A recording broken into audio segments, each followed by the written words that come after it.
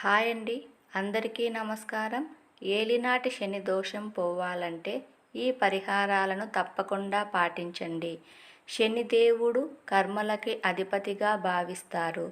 ఎవరి కర్మలకు ఎలాంటి ఫలాలు పొందాలో శనిదేవుడే నిర్ణయిస్తాడు.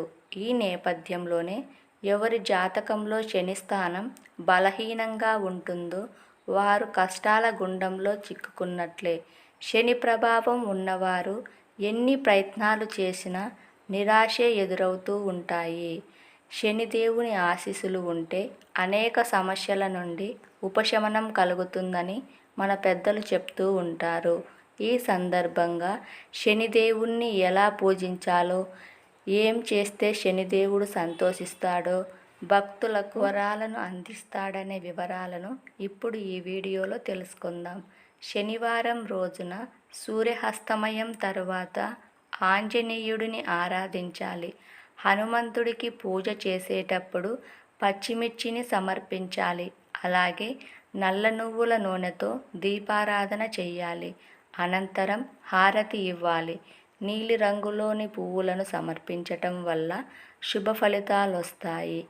శనిదేవుడిని ప్రసన్నం చేసుకోవటానికి శనివారం రోజున శని మంత్రం జపించి దాన్ని ఒక క్రమ పద్ధతిలో పూజించాలి.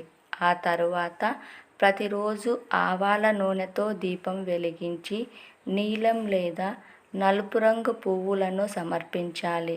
ఇలా చేయటం వల్ల శనిదేవుడు సంతోషిస్తాడు, మీకు ఆశీర్వాదం ఇస్తాడు. శనివారం రోజున 3 కుండలలో 1.5 కిలోల నల్ల శనిగలను విడివిడిగా నానబెట్టాలి. అనంతరం వాటిని బాగా కడిగి ఆవాల నూనెలో బాగా వేయించి శనిదేవుడికి నైవేద్యంగా సమర్పించాలి. అలాగే నల్ల బెల్లం సమర్పించాలి.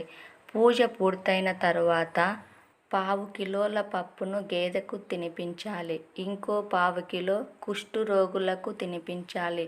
3వ పావును ఎవరూ లేని ప్రదేశంలో మీ ఇంటి నుండి దూరంగా విసిరి పారేయాలి.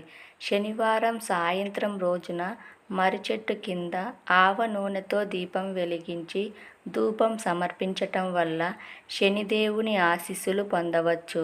నల్లని ఆవుకు లడ్డు తినిపించి దాని చుట్టూ తిరిగితే మీకు శనిదోషం నుండి విముక్తి లభించే అవకాశం ఎక్కువగా ఉంటుంది.